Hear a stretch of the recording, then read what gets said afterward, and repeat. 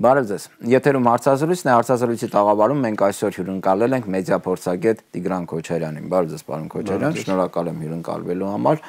Թեման բնականաբար հայ-ռուսական հարաբերություններն են, որոնք ամենաքննարկվողն են այս վերջին շրջանում, հետևողականորեն տեսնում ենք, որ վատթարանում, ել ավելի են վատթարանում հայ-ռուսական հարաբերությունները, փոխադարձ մեղադրանքներ են հնչում միմյանց նկատմամբ եւ այնպիսի տպավորություն է, որ Հայաստանի իշխանությունները հասել են վերջնական փուլին եւ արդեն իսկ կարծես կա կայացված որոշում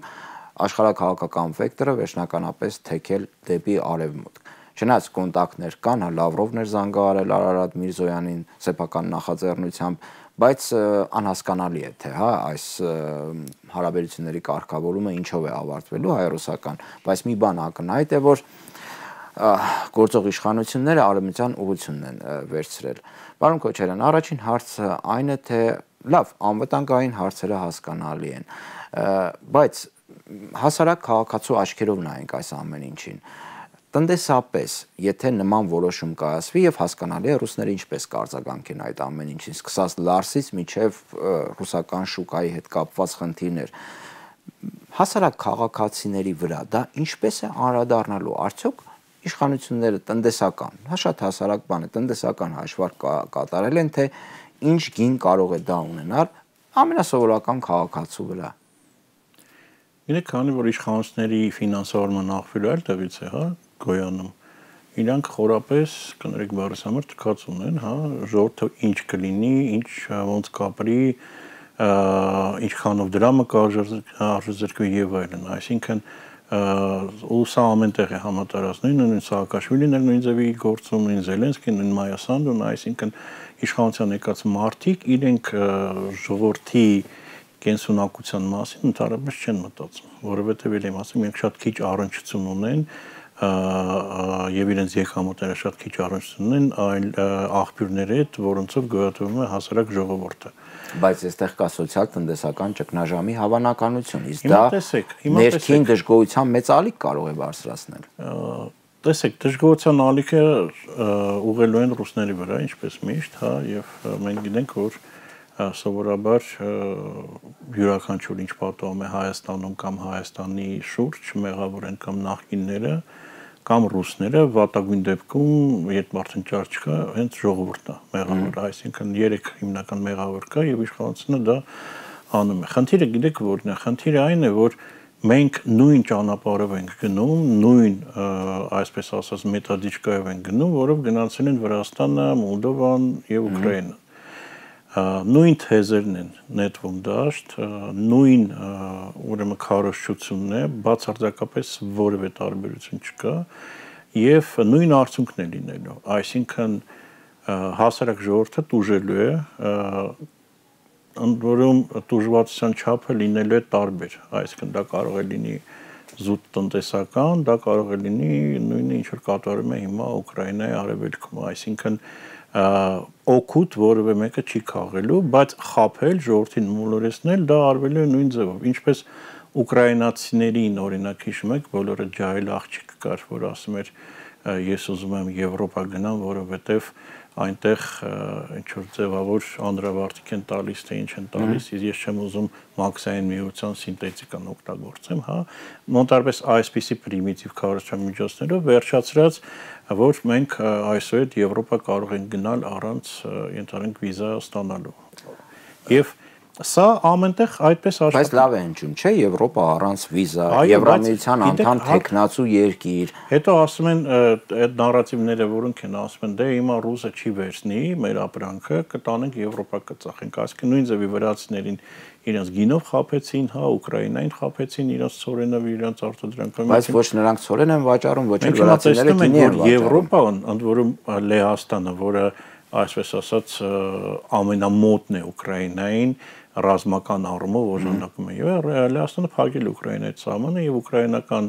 գյուղատնտեսական ապրանք ուղղակի ներս չի թողնում Եվրոպայի։ Բայց վրացիների գինին էլ Եվրոպայում վրացիների գինները բան չարեց, հիմա վրացիները կրկին գնացել են դեպի ռուսական շուկա, վրացիներն ընդհանրապես շատ խելաց են իրենց հիմա պահում, որտեվ հասկացան, որ Եվրոպան ում է պետք վրացական կամ ավելին հայկական գինին Եվրոպայում, եթե այդ կա ֆրանսիական գինի, իսպանական գինի, հունական գինի, չիլիական գինի, հա, վերջը ինչ ես դու վաճառել։ Ծիրան ոչ մեկ կամ ջերմուկ։ Գիտեք շատ հայտնի պատմություն կար, այստեղ մի հոգի Ծիրանի ջեմ էր ուզում Եվրոպա մատակարարեր եւ իրան խոշորագույն ցանցերից մեկը ասեց մենք պատրաստ ենք վերցնել, բայց օրական 2 վագոն ջեմից պետքա ուղարկես, հա 2 վագոնը այդ երևի մի 10 օրից Հայաստանի ամբողջ Ծիրանը կսպառվեր էլի գլոբալ առումով։ Այսինքն մարդկանց նույն ձևի խաբեն, մարդիկ նույն ձևի հավատում են, մարդկանց ներշնչում են, որ հեսա Ռուսաստանից փոխվենք ձեր անվտանգությունը կպաշտպանի, չգիտեմ, ԱՄՆ-ն, Ֆրանսիան կամ ԵՍԻՄ-ով։ Անվտանգ կներեք, անվտանգության առումով դուք նշեցիք, որ հնարավոր վտանգները, հա, կարող ենք վերածվել վատագույն դեպքում արևելյան Ուկրաինայի։ Այստեղ տպավորությունն է, որ ռուսները կարող են դա անել, բայց մենք գիտենք, որ մենք ավելի բարդ խնդրի առաջ ենք կանգնած Թուրքիա եւ Ադրբեջան։ Հնարավոր է, որ սա կանաչ լույս լինի Թուրքիա եւ Ադրբեջանի համար հնարավոր լայնամասշտաբ ագրեսիա իրականացնելու Հայաստանի նկատմամբ։ Շատ հնարավոր է, տեսեք, եթե դու Ռուսաստանի թշնամանում ես եւ ռուսական զորքերը, ռուսական ներկայացությունը Հայաստանում զրոյացնում ես, այսինքն դուրս ես հրավիրում իրենց եւ մնում ես մենակ Ադրբեջանի եւ Թուրքիայի հետ եւ որևէ գարանտիա, հա, որ Ադրբեջանը չի հարձակվի, չկա։ Ես միշտ այդ հարցն եմ տալիս, հա, այսպես ասենք հակառուսական կարծիք ունեցողներին, ասեմ, բա որ հարձակվեց Ադրբեջանը, ինչ է անելու։ Նախճեվանից ենթադրենք մտավ։ Որտեղ է իրեն կանգնած, Ֆրանսիան է գալու պատերազմելու, իհարկե ոչ։ Դե պատասխանը կասեմ, որ դե ռուսները այսպես թե այնպես չէին օգնում։ Հիմա ինչ տարբերություն խզված է հարաբերությունները, չէ՞ խզված։ Չեն օգնում, բայց ռուսները այսպես թե այնպես տեսեք, առնվազն չեն թողնում, որ Հայաստանը դառնա Սիրիա ներկա պահին, հա։ Եվ առնվազն ադրբեջանցիները մարտական գործողությունները Էջմիածնի կողմերը կամ Գյումրիի կողմերը չեն անում, կամ թուրքերը քրդերի հետևից չեն մտնում, չեն ստեղծում իրավիճակ, որ քրդերի ավստամները փախնեն, գան մտնեն Հայաստան, իրենք են հետևից գան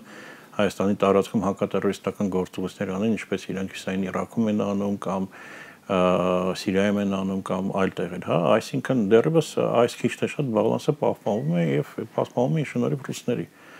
Սա պետք է գծել։ Հիմա եթե Հայաստանը ուզում է այնպիսի իրավիճակ ստեղծի, որ ռուսները այստեղից գնալու են, իսկ Ադրբեջանը եւ Թուրքիան կուզենան իրանց ամենատենց պապական մշտական երազանքը կատարեն եւ հայկական էլեմենտը այս տարածքում բանանեն, վերջնականացնեն, շատ հանգիստ կարող են հարձակվել եւ ելի եմ ասում, եթե որևէ մեկը մտածում է, որ Մակրոնը այդ պրիլիցի друг волшебника այդ ուղղաթիռով գա եւ կսկսի ինչ որ բան պատերազմել Ադրբեջանի Թուրքիա, դա իմ կարծիքով ուղղակի մոլորություն է եւ այն իրավիճակը եւ այն ռազմական, այսպես ասենք, տնտեսական իրավիճակը, որը Հայաստանում է հիմա, ինքը շատ խիստ մեծ կասկածներով եմ նայում, ընդհանրապես Հայաստանը ինչքան կդիմանա այս ամեն ինչին եւ արդյոք կդառնա մեր մոտ նույն վիճակը, երբ հիշում եք, երբ որ Վրաստանը հարձակվեց Ռուսիայի վրա, հա, եւ արևմուտքը ասեց տեր ենք կանգնում, քեզ գնա քո տարածքը ազատագրի եւ այնուհետեւ Ռուսաստանը հակարծակում արեց եւ արդեն ռուս զինվորները Թբիլիսի մատույցներում այն ժամանակ Սարկոսին Ազովով եկավ, խնդրեց, համոզեց, աղաչեց, որպեսզի ռուսական զորքերը դուրս գան այդտեղից եւ գնան մնան ենթադրենք Օսիայի սահմաններում։ Հիմա հարց է առաջանում, արդյոք նույն ձևի Մակրոնը չի գալու այստեղ եւ խնդրի, պաղատի, աղաչի, որ թուրքական զորքերը կամ ադրբեջանցիները, չգիտեմ, իրենք Էջմիածնի մատույցներից դուրս գան կամ չգիտեմ, Վանաձորի մատույցներից դուրս գան, այսինքն այստեղ ամբողջապես հույս դնել, որ արևմուտքը գալու է եւ քեզ փրկելու է, իմ կարծիքով։ Բայց ինչու, եթե վեկտորը փոխում են, դա չի նշանակում նաեւ քաղաքական աջակցություն, հա։ Նախագահների մեզ գիտեք ոնց է, սա էլ եկեք բան անենք մանրամասնենք, էլի մեզ լավ խոսքեր են ասում, հա, բոլորը, բայց բիզնեսը անում են, չգիտես ինչի Ադրբեջանի ու Թուրքիայի հետ։ Տեսեք, ԱՄՆ-ն մենք ականջներով ենք տեսեք, ԱՄՆ-ն, որը մեզ բազմաթիվ ինչ որ ասում է դեր է կանգնելու մեզ պաշտպանելու եւ այլն ԱՄՆ-ն քանի որ Թուրքիան համաձայնվեց որ Շվեդիան մտնի ՆԱՏՕ, Թուրքիան տվեց F-16-ներ, հա։ F-16-ը դա սովորական ինքնաթիռ չէ, F-16-ը դա այն ինքնաթիռն է, որը կարող է Հայաստանի սահմանը ստեղ այստեղ այնտեղ գնա եւ Հայաստանի ամբողջ հակաօդային պաշտպանությունը բացահայտի, հա, թեկուզ առանց ռմբակոծելու, առանց հարձակվելու։ Եվ բացի դրանից ԱՄՆ-ն պարտադրեց Կանադային, որպեսզի այն էմբարգո հանի եւ որոշակի ապրանքներ մատակարարի Թուրքիան, որ միջոցով բայրակտարներն են սարքում։ Մեր սիրելի Ֆրանսիան, հա, որ բաներ էր, բեռնատարներ էր ուղարկում Լաչինի Միջանցք, որ են գնում էր Արցախ, մենք էլ այստեղ հուզվում ենք, ասում ենք, վայ, ինչ լավն եք։ Այդ նույն Ֆրանսիան Մակրոնի կավորությամբ բերեց Փաշինյանին եւ Ալիևին Պրահա եւ պարտադրեց Փաշինյանին հանձնել Արցախը Ադրբեջանին, ավելին Ֆրանսիայի խոշորագույն նավթային ընկերությունը Տոտալը, հա, Ադրբեջանը շատ հավեսով աշխատում է, մեծ եկամուտներ է ստանում եւ նույնիսկ նպատակ էլ չունի այնտեղից դուրս գալ, այսինքն նույնիսկ սանկցիա չեն անում։ Եվրոպական միությունը, հա, ԵԽԽՎ-ից Ադրբեջանին ժամանակավորապես հեռացնում է։ Դե ասեն կարմիր գիծ կլինի, եթե Հայաստանի իշխան տարածք ներխուժ։ Բայց գազմազ բան սա առնում են, հա։ Եվ վերջացնեմ Հունաստանով, սիրելի Հունաստանով, Հունաստանի պաշտպանության նախարարը շատ հուզիչ խոսքեր ասեց, որ մենք պատրաստ ենք Հայաստանին ամեն ինչով օժանդակել։ Հունաստանի արտգործ նախարարը այդ ժամանակ ասում էր, որ շնորհիվ թափ նավթամուղի եւ Ադրբեջանի մենք էներգետիկապես դառել ենք անկախ երկիր։ Այսինքն մեզ դնում են ինչ որ կներեք աբորիգենների տեղ, որոնց ինչ որ պլպլան բրասլետներ են տալիս եւ մենք ուրախանում ենք, բայց կոնկրետ բիզնեսը անում են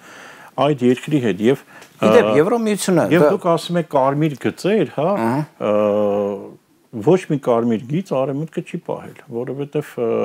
միջազգային դատարանը քանի երկու որոշում կարծում ուներ Արցախի ապաշրջակում։ Հագայինը որ կա։ Թքած ունեն, հա, թքած ունեն, արեցին էլ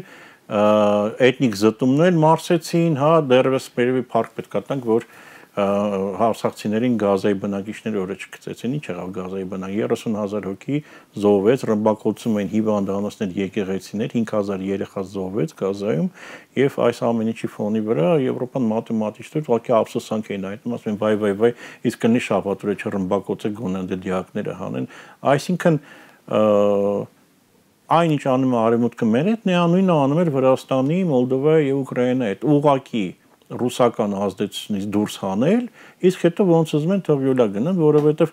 ոչ մեկ արևմուտքում շահագրգռված չի, որ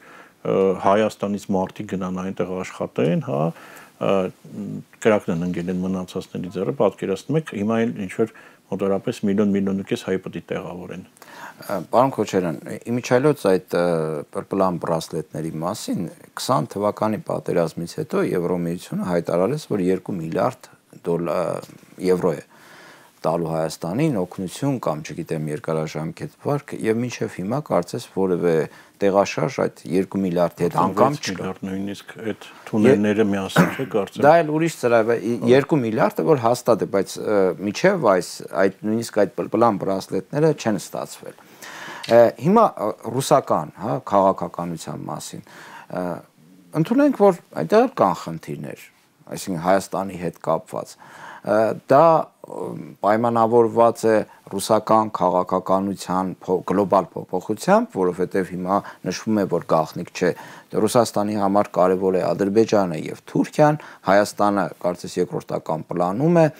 եւ արևմտամետ շատ փորձագետներ նշում են, որ մեր շահերը վաճառում է Թուրքիային եւ Ադրբեջանին եւ հռետորաբանություն է Ռուսաստանից լսվող։ Արդյոք ռուսները իրենց արտաքին քաղաքականությամբ սխալներ թույլ չեն տալիս, որը Հայաստանում գեներացնում է նաև իրենց այդ քաղաքականությունը, հակառուսական տրամադրություններ։ Հիմա տեսեք, ռուսները իհարկե իրենց արտաքին քաղաքականության մեջ նույն սխալներն են անում, որոնք արել են Վրաստանի, Ուկրաինայի, Մոլդովայի հետ կապված, այսինքն իրենք մինչև վերջ չեն հավատացել, որ Ուկրաինայի, Մոլդովայի, Վրաստանի, Հայաստանի ժողովուրդը կարող է հայ-ռուսական, հայ-ուկրաինական, ասեմ հայ-ուկրաինա, ռուս-ուկրաինական, ռուս-մոլդովական եւ ռուս-վրացական բարեկամությունը մոռանան, վրացիները ուրանան նրանից, որ ուղղափառ են, եւ քուր եկեղեցի են, Ուկրաինասը ընդհանրապես ռուս են մեծամասնությամբ, եւ գնան այդ ճանապարհով։ Այսինքն ավելին իրենց մոտ շատ սխալ մոտեցում կար, որ ով լինի երկրի ղեկավար, տվյալ ինքը հաշվի առնելով ինչպես այդ տվյալ երկիրը կապված Ռուսաստանի հետ, ինչ բազմաթիվ կապերով, ռազմական, տնտեսական եւ այլն, չի համարձակվի հակառուսական բան անել եւ բոլոր երկրների մանխադիր նույն սխալները ունեցան։ Ռուսաստանը չունի փափուկ ուժ, Ռուսաստանը փափուկ ուժի քաղաքականություն կամ չգիտի անել, կամ չի ուզում կիրառել, որովհետեւ դա որոշակի ժամանակ պետք է խլի եւ Ռուսաստանը այլ ճանապարհներով փորձում հարցերը լուծել կամ գեներացնել տվյալ գործող էլիտայի համար մեծ եկամուտների հնարավորություն, այդ թվում նաեւ երկրի համար, կամ պատժել, եթե այդ տարբերակը չի ստացվում։ Բանակը հասնում է ոսկորին եւ այսինքն այդ երկու ձևով են աշխատել գիտեն եւ նոր բան մտածել կամ նոր բան կանխագուշակել թե ինչ կարող է անել Ռուսաստանը անիմաստ է, որովհետև միշտ տենց է եղել, այսինքն ինչպես է Ռուսաստանը կարող է նեղանալ ընդհանրապես դուրս գալ, ասի դե ինչ ուզում եք արեք ձեր հետ, այսինքն մեծ մի հատ խնդիր կա ռուսներին դաշնակից լինելով, հա, միգուցե օգուտները կարող են տվյալ բանին այդքան շատ չլինեն քո համար, կարող են ընդհանրապես չլինեն կամ շատ գովազդված չլինեն, բայց ռուսին թշնամի դարձնել դա ինքնասպանության հավասար բան է հատկապես Հայաստանի նման երկրի համար, որի աշխարհակական, տնտեսական, ռազմական, էներգետիկ եւ այլն բոլոր խնդիրները բան են, պրոբլեմատիկ են։ Հայաստանը ինքնաբավ է մենակ մի ուղղությամբ, հա, դա էներգիա արտադրություն։ Դա այլ է հարաբերական մեծ մասը ռուսական սեկտորն է, ատոմակայանն է արտադրում եւ այլն։ Ատոմակայանի թափոնները, ուրանը եւ այլն, դա էլ է մի քիչ վիճել է։ Այսինքն մնացած բոլոր բաներով, պարագաներով Հայաստանը ինքնաբավ չի եւ դա պետք է հասկանալ։ Հիմա այստեղ որ մեծ փրթում են կոմենտներում ինչ որ բաներ են գրում, այն բաները այսպես ցարական հիմնականում գրում են իմիջիայլոց Եվրոպայից եւ Ամերիկայից։ Նիկոլական էքսպերտները, ես ասեմ կչզարմանակ Ռուսաստանում ապրող հայեր, այո, նայ։ Հակառուսական բաներ են գրում, իրենք չեն հասկանում, ես այդտեղի բնակիչների մասին եմ խոսում, որ առաջի փորձությունները իրենք են տեսնելու, իրենց կաշվի վրա են զգամ, այսինքն այն մարդիկ ովքեր գերում են որ Ռուսաստան պետք է այստեղից դուրս գա, ջերմուկ մոլիբդեն բան կանենք, ուտենք, կխմենք, եսի ինչ որ Ամերիկան մեզ կփրկի, Ֆրանսիան մեզ կկերակրի, ոչ, հարգելիներս, տեսեք ձեր եղբայրները նույն ձևի Ուկրաինայում ինչերով են անցնում կամ Մոլդովայում կամ Վրաստանում ինչերով են անցնում եւ ձեր ճակատագիրը տեսեք, ստեղել եմ ասում, ոչ վախացնելու խնդիր կա, ոչ ինչ որ նոր հեծանիվ հորինելու բան կա, ասենց է։ Այսինքն Ուկրաինայի օրինակը դա Հայաստանի հնարավոր ապագան է 1-2 տարուց, եթե լավագույն դեպքում։ Եվ սրա մասին նաև զգուշացնում են եւ մի շատ վատ բան եղավ, որ նույն Լավրովը, որի այսպես ասենք ենթակայցան գտնվող այդ արտաքին գործերի նախարարությունն է հիմնականում եղել է այն գաղափարախոսության տանողը, որ ով էր գա վարչապետ ինքը պրոռուսականն է փորձել անընդհատ ռուսականացնել կամ ինչ որ լավ հարաբերություններ ստեղծել Փաշինյանի հետ, նույն Լավրովը վերջին իր հայտարարությունները շատ վատ բան ասեց, որը Հայաստանի չէր սպասում։ Ինքը ասեց տղերք, եթե դուք անընդհատ ինչ որ հայտարարում եք, հեսա դուրս կգանք, կսառացնենք, գիտեք, մի քիչ նույնիսկ բակային այդ բառապաշարով ասեց ով չի դուրս եկել, ինքը շատ վատ մարդ է, հա, այսինքն ուզիմատում դրեց։ Եվ ավելին, ասես կողմնորոշվեք կամ այս կողմ կամ այն շատ վատ հարված, որովհետև Փաշինյանը շատ սիրուն բանաձև էին գտել, դե մենք հապկից դուրս կգանք կամ հապկում չկանք, բայց ԵԱՏՄ-ն լավ է, մենք ընդեղից փող ունենք, դա չենք քաղաքականացնում, օքեյ, այնքը ասես տղեր, sense բան չկա, որ դուք ստեղ ռուսի թշնամին ես, ստեղ Ուկրաինայի դաշնակիցն ես, իստեղից են մեզանից օգտվում ես, չի լինի տես բան, կողմնորոշվեք։ Եվ սա Փաշինյանից համար մի փոքր անսպասելի էր, դրա համար իմ կարծիքով Զելենսկու այցը, որը պետք է մարտի 4-ին լիներ, ինչպես մամուլում են գրում, ինքը չեղարկվեց վերջին պահին։ Պարոն Քոչարյան, նկատում եք, որ ռուսական կողմը պաշտոնական, կիսապաշտոնական մակարդակով հիմա կարծես տարանջատում է իշխանություններին հայ ժողովրդից։ Ասում են նույնիսկ բառացի, որ այլ բան է իշխանությունների հետ վատ հարաբերությունները, այլ բան է հայ ժողովրդի հետ հարաբերությունները Ռուսաստանի։ Սա կարծես նորություն է, հա, ռուսական արտաքին քաղաքականության մեջ, երբ իշխանությանը տարանջատում են ժողովրդից, որովհետև ինչպես նշեցիք, իրենք սովոր են աշխատել բացառապես իշխանությունների հետ։ Ինչպես միշտ ուշանում են, այստեղ էլ Ռուսաստանը անում է կամ հայտարարում է մի բան, որը պետք է անել 1 կամ 2 տարի առաջ, հա, որովհետև հայ ժողովրդի, հայ հասարակության մեծ մասը հակառուսական քարոզչության ազդեցության տակ եւ բոլոր հարցումները դա ցույց են տալիս, այդքան էլ չի վստահում Ռուսաստանին եւ իր ապագան փորձում է կապել արևմուտքի հետ, այսինքն սա շատ ուշացած քայլ է տարանջատելը։ Ընդհանրապես էլի պետք է ասեմ, որ Ռուսաստանի քարոզչությունը ինքը շատ դեպքերում կրկնվում ուշացած է եւ շատ դեպքերում արդեն իրենք փորձում են գնացքի հետևից անել, բայց գործողություններ, բայց սա մեզ համար է շատ ավելի վատ, որովհետեւ երբ Ռուսաստանը տեսնում է, որ ինքը այլ միջոցներ չունի հարցը լուծելու, ինքը անցնում է իր սովորական սիրելի միջոցներին եւ այստեղ հարց է առաջանում, իսկ ինչ կարող ենք մենք անել, որպեսզի այդ քայլի չհասնենք, որովհետեւ այդ քայլը իրոք կործանարար կլինի մեզ համար եւ այստեղ մի շատ ավելի գլոբալ հարց է առաջանում, որ իսկ ընդհանրապես Հայաստանի Հանրապետությունը ներկա վիճակով, հա, ներկա գլոբալ փոփոխությունների մեջ ինչքանով ընդհանրապես աշխարհին հետաքրքիր, այսինքն ինչու ինչ կարող է տալ Հայաստանը, որը չի կարող տալ Վրաստանը, որը չի կարող տալ Ադրբեջանը, Իրանը կամ Թուրքիան։ Բայց արևմուտքը այդ առումով բավականին ազնիվ է, հա, լուրջ վերլուծական կենտրոններ, Միացյալ Նահանգներ, ասում է Հայաստանը մեզ համար հետաքրքիր չէ, հետաքրքիր է Բաքուն, հետաքրքիր է Թուրքիան։ Իրենք ասում են, ժողովուրդ, դուք ինչ անում եք, նույնիսկ խոսակցներ կան, որ դեսպանների մակարդակով կամ, չգիտեմ, եվրոպական չինոքի մակարդակով Փաշինյանից ասել են, գազ մի տվեք այսքան։ Մենք ձեզ չենք պաշտպանելու։ Ու ինչ եք անում։ Հիմա փորձենք հարցին մոտենալ ուրիշ կողմից, տեսեք 2018 թվականից ինչ անում Նիկոլ Փաշինյանը։ Նիկոլ Փաշինյանը Հայաստանը դարձրել է լաբորատորիա բաց երկնքի տակ եւ անընդհատ փորձարկումներ է անում Հայաստանը եւ Հայաստանի ժողովրդին դարձրել է փորձադաշտ տարբեր էքսպերիմենտների։ Մեկ ասում է, որ Արցախը Հայաստանը եւ վերջ, հետո նայում է ինչ կլինի, հա, մեկ փորձում է պատերազմներ սադրել, մեկ կորոնավիրուսը պինցետով է բուժում, այսինքն անընդհատ մենք ոնց որ ինչ որ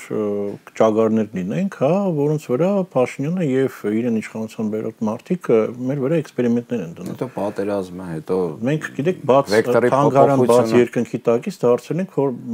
լաբորատորիա բաց երկնքի տակ եւ անընդհատ դա մեր վրա շատ ծանր է նստում։ Հիմա հերթական բանն են անում, էքսպերիմենտներ են անում, հիմա ասում են եկեք ձեզ Ռուսաստանից փոքենք ու ազատ նավարկություն թողենք դեպի Եվրոպա, ընդ որում տվյալ նավակը ծակա, հա, եսի ինչ որ շատ վատ իրավիճակում է, իսկ նավակի նավաստին, նավապետը ինքը ընդհանրապես տեղյակ չի աշխարհագրությունից եւ ծով ենք դուրս գալիս, գետ ենք դուրս գալիս, ուր ենք գնում այնտեղ ինչ կա։ Բայց տեսնենք հետաքրքիր է ինչ կլինի, հա։ Փոքրիկ տեսնենք, հա, հետևից էլ ընդհանրապես ջղայնացած Ռուսաստանն է, իր ձևերով, էլի, այսինքն պատրաստ ենք մենք հերթական էքսպերիմենտի, իմ կարծիքով արդեն ոչ եւ տեսեք, իրենք օրենքներ են ընդունում տարածքային ամբողջականության պահպանման, ես իմ հանկարծակի, բայց այս մարդիկ Հայաստանի տարածքային ամբողջականության շատ ված խաղ են տանում, հա, եւ այս մարդիկ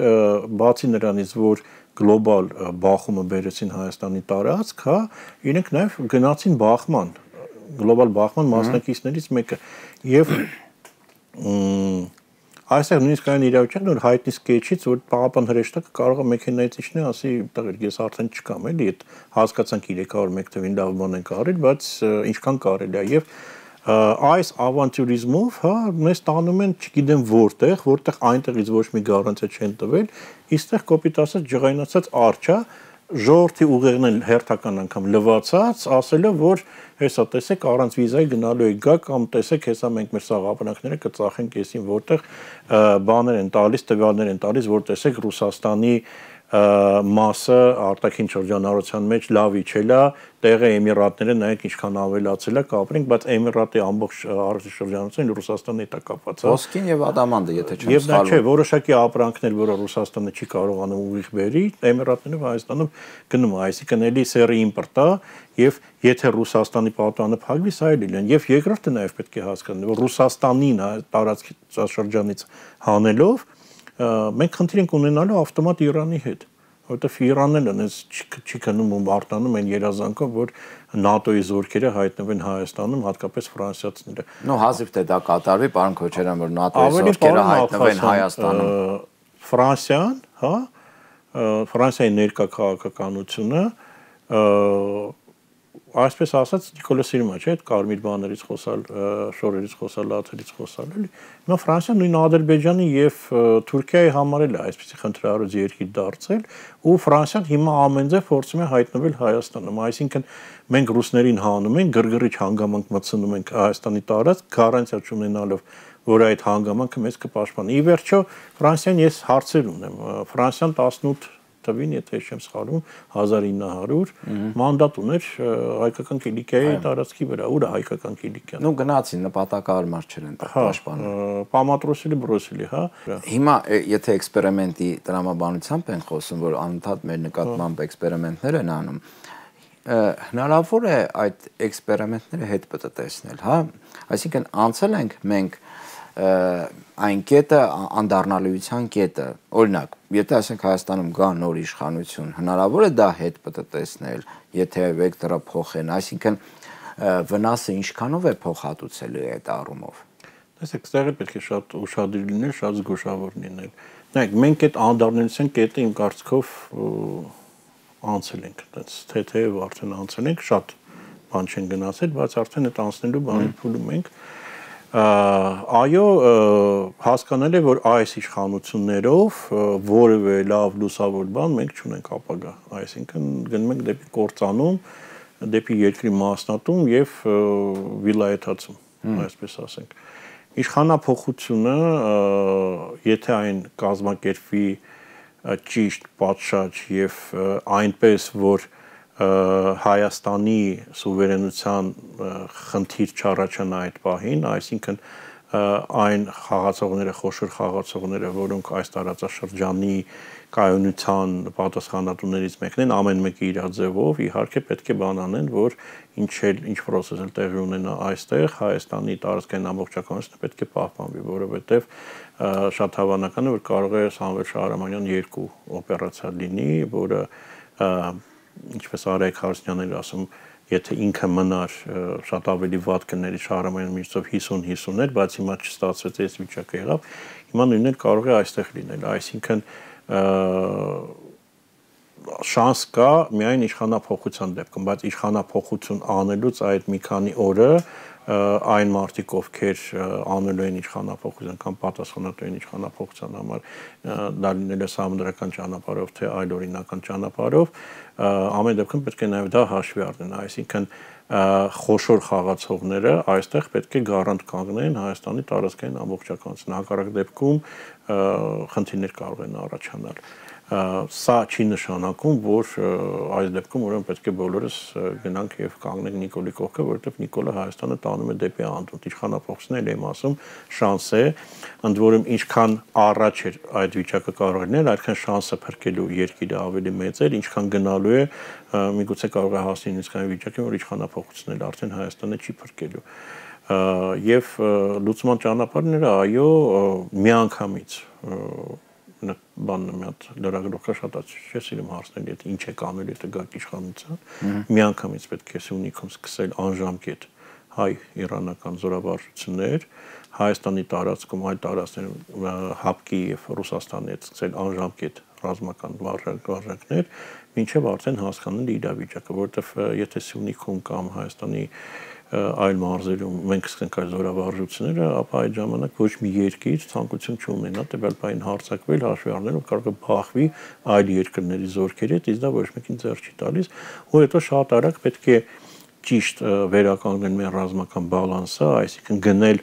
այն ինչ որ պետք է մեր բանակին, ոչ թե գնել այն, որ մի բան, որ սիրաշահենք այլ երկրներին, հա, եւ կամ փայլուն է կամ փայլում է, հա, տեսեք գնումների մասին շատ բան չեմ կարող ասել, բայց այն ինչ որ կատարում է ռուս-ուկրաինական ճակատում ցույց է տալիս, որ հազարներով, տասնյակ հազարներով անօթաչու սարքեր են պետք եւ ոչ միայն օթաչու, նաեւ գետնի վրա են պետք այդպիսի կառավարման սարքեր, ռոբոտացված եւ ինչի որ ջրային նաեւ որոշակի առումով պետք է լինեն, այսինքն մինչեւ դու հոբ չունես, իմ կարծիքով բաստիոններ առնելը անիմաստ է եւ սա շատ արագ պետք է վերականգնել եւ նաեւ վերականգնել ժողովրդի հույսը եւ հավատը սեփական երկրի նկատմամբ ու իհարկե մյուս քայլը, որը պետք է լինի, դա Արցախի ժողովրդի ինքնորոշման իրավունքը շարունակել եւ վերահսկել դա Հայաստանից հետո։ Շնորհակալություն, պարոն Քոչարյան, հյուրընկալվելու համար, այսքանով ավարտենք։ Հարգելի հեռուստադիտողներ, հիշեցնեմ, որ այսօր մենք հյուրընկալել ենք մեդիա փորձագետ Տիգրան Քոչարյանին, կհանդիպենք։